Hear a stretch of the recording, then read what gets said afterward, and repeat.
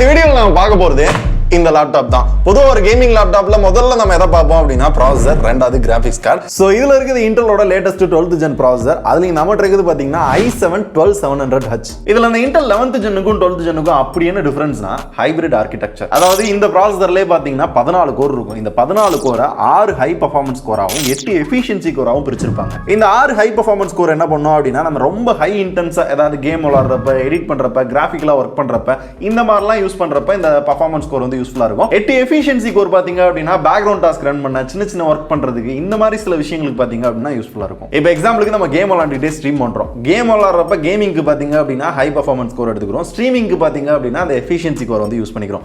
இதை மேனேஜ் பண்றதுக்கு பாத்தீங்க அப்படின்னா இன்டெல் த்ரெட் டைரக்டர் அப்படின்னு ஒன்று கொடுத்துருப்பாங்க. ஓஎஸோட சேர்ந்து எந்த கோருக்கு எந்த வேலை கொடுக்கலாம் அப்படின்றத அதுவே அசைன் பண்ணி ரொம்ப ஆப்டிமைஸ்டா, ரொம்ப எஃபிஷியன்ட்டாவும் யூஸ் பண்றதுக்கு ரொம்ப யூஸ்ஃபுல்லா இருக்கும். அண்ட் இது போக இன்டெல் டர்போ பூஸ்ட் டெக்னாலஜி 3.0 இருக்கு. இது என்ன பண்ணும் அப்படின்னா நம்ம கேம் விளையாடுறப்ப ரெண்டர்லாம் போடுறப்ப அந்த ப்ராசஸரோட கிளாக் ஸ்பீடை இன்னுமே பூஸ்ட் பண்ணி இன்னும் அதிகமான பர்ஃபார்மன்ஸ் வந்து மெயின்டைன் பண்றதுக்கு யூஸ் பண்ணும். சரி, நம்ம ட்ரக வேரியன்ட் எந்த அளவுக்கு பர்ஃபார்ம் பண்ணுது அப்படின்னு சினிமன்ஸ்ல single core, multi core score பார்த்தோம் அப்படின்னா ஸ்கோர் நல்லா தான் இருந்தது. அப்புறம் கிராபிக்ஸ் பாத்தீங்க அப்படின்னா 8GB வீடியோ மெமரி இருக்கிற NVIDIA GeForce RTX 3070 இல்ல 3070 இல்ல 3070 Ti வந்து கொடுத்திருக்காங்க. என்னடா 3 தடவை சொல்ற? இல்ல கரெக்ட், ஒவ்வொருத்தரும் ஒவ்வொரு விதமா கேக்குறாங்க. யார் யாருக்கு என்னென்ன விதத்துல பிடிக்குதோ அதை அந்தந்த விதத்துல எடுத்துக்கோங்க. நீங்க அப்பப்ப நினைச்சு ரூல்ஸ் மாத்திட்டே இருக்கே. நீங்க இதுதான் கலர் எப்ப ஃபைனல் பண்றீங்களோ அப்ப ஃபிக்ஸ் பண்ணி வச்சுக்கிறேன். இதோட பெர்ஃபார்மன்ஸை செக் பண்றதுக்கு பிரீமியர் ப்ரோல ஒரு 3 நிமிஷம் வீடியோ 1080p ல ரெண்டர் போட்டு பார்த்தோம். அது ரெண்டர் ஆகிறதுக்கு 3 நிமிஷம் ஆச்சு. சரி, இன்னும் கொஞ்சம் இன்டென்ஸா ஒர்க் பண்ணி பார்க்கலாம்னு அடுத்து வரப்போற ஒரு வீடியோவோட ஒரு 50 ஃப்ரேம் இருக்கிற அனிமேஷன் ஃபைல பிளெண்டர்ல ரெண்டர் பண்ணி பார்த்தோம்.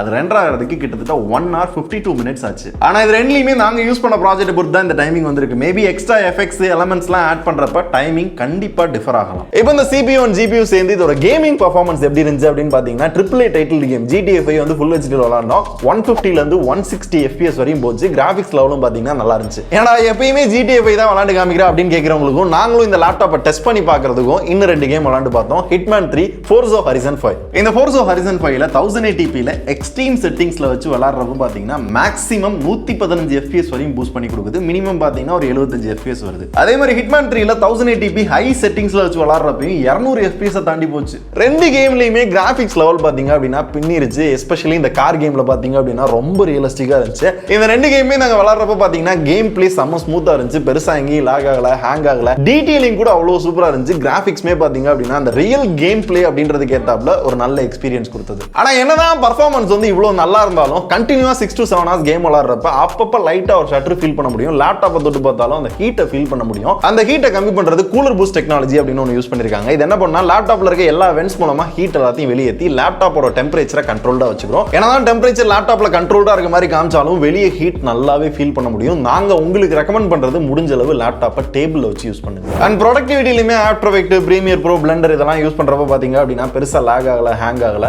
ஒர்க் ஃப்ளோ நல்லா இருந்துச்சு. ரெண்டரிங்குமே ஓரளவு ஃபாஸ்டா இருந்துச்சு. இல்ல இன்னும் பர்ஃபார்மன்ஸ் பத்தல அப்படின்னு நினைக்கிறீங்க அப்படின்னா MSI சென்டர் அப்படின்ற ஒரு ஆப் இருக்கு. இதுக்குள்ள போயிட்டு பர்ஃபார்மன்ஸ் மோட்ல போய் நீங்க சேஞ்ச் பண்ணிக்கலாம். GPU வந்து ஓவர் கிளாக் பண்ணிக்கலாம். ஃபேன் ஸ்பீட் வந்து இன்க்ரீஸ் பண்ணிக்கலாம். சோ GPU மோட வந்து டிஸ்கிரிட்டா இல்ல ஹைபிரிடா அப்படின்ற மாதிரி தேவைக்கு ஏத்தாப்புல மாத்திக்கலாம். இது மட்டும் இல்ல CPU, GPU ஓட யூசேஜ் என்னவா இருக்கு, டிஸ்க் ஸ்பேஸ் எவ்வளவு இருக்கு, RAM, CPU temperature, GPU temperature இது எல்லாமே வந்து மானிட்டர் பண்ணிக்க முடியும். அண்ட் நிறைய மோட்ஸ் கொடுத்திருக்காங்க. கேமிங் மோட் இருக்கு, இன்டெலிஜென்ட் மோட் இருக்கு, எக்ஸ்ட்ரீம் பர்ஃபார்மன்ஸ் மோட் இருக்கு, சூப்பர் பேட்டரி மோட் இருக்கு. அண்ட் டிஸ்ப்ளேக்காகவும் MSI ட்ரூ கலர் அப்படின்ற ஒரு ஆப்ஷன் இருக்கு. இதுக்குள்ள போனோம்னா டிஸ்ப்ளேயோட பிரைட்னஸ், கான்ட்ராஸ்ட் இதெல்லாமே டிஃபால்ட்டா ஒரு 5 செட்டிங்ஸ் வச்சிருக்காங்க.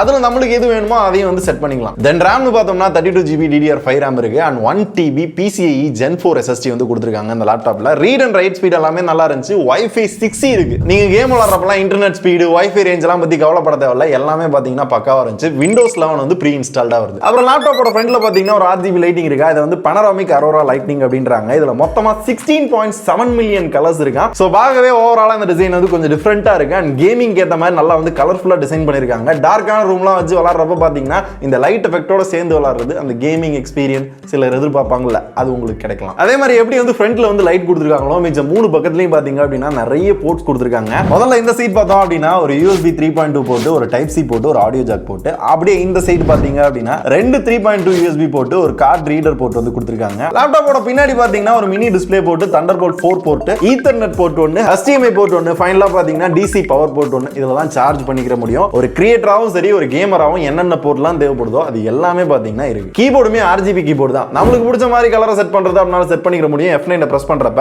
அதுல இந்த ஃபங்க்ஷன் பட்டனை பிரஸ் பண்றப்ப ஃபங்க்ஷன் மட்டும், அதாவது F1 F2 இது மட்டும் பாத்தீங்க அப்படின்னா ஒரு கலர்ல தெரியுது.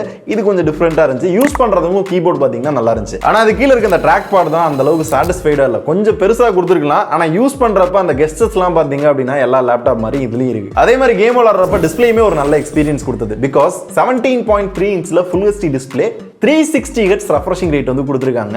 ஸோ அதனால ஒரு நல்ல ஸ்மூத்தான கேம் பிளே, அதே மாதிரி கலர்ஸும் பார்க்கறதுக்கு நல்லா இருந்துச்சு. ஒரு வைடர் எக்ஸ்பீரியன்ஸ் வந்து கேம் பிளேல வந்து கிடைக்கும். ஸோ அப்படி பார்க்குறப்ப டிஸ்பிளே நல்லா இருந்துச்சு. இதுக்கு மேலே பார்த்தீங்கன்னா ஒரு 1080p வெப் கேமரா கொடுத்துருக்காங்க. நாய்ஸ் கேன்சலேஷன் மைக்கும் இருக்கு. சவுண்டும் பார்க்குறப்ப சாரி கேட்குறப்ப 2-sided duo wave woofer and dino audio அப்படின்லாம் ஏதோ கொடுத்துருக்காங்களா அந்த லேப்ல. சவுண்டு கேட்கறதுக்கு நல்லா இருக்கு. ஆனால் நார்மலாக ஒரு லேப்டாப்ல எந்த அளவுக்கு சவுண்ட் இருக்குமோ அதே மாதிரி தான் இதுலயும் இருந்துச்சு. தனியா ஒரு மாதிரி டிஃப்ரெண்டா யூனிக்கா வந்து ஃபீல் ஆகுது அப்படின்லாம் எனக்கு தெரியலங்க. நார்மலா இருந்துச்சு.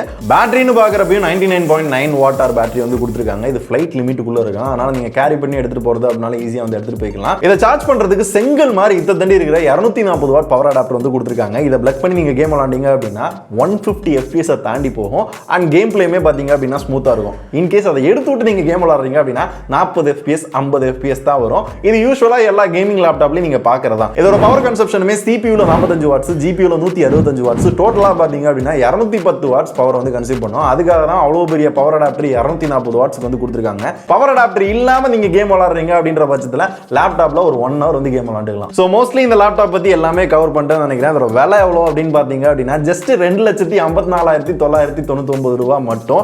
சோ இந்த 2.5 லட்சத்துக்கு இந்த லேப்டாப்பை நீங்க கன்சிடர் பண்ணுவீங்களா அப்படின்னு இப்ப நான் சொன்னேன் இல்லையா, எங்களோட எக்ஸ்பீரியன்ஸ் நல்லா இருந்தது நல்லா இல்ல அப்படின்னு.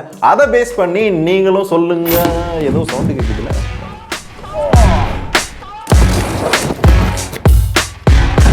குவிக் ஸ்டார்ட் கைட் சாம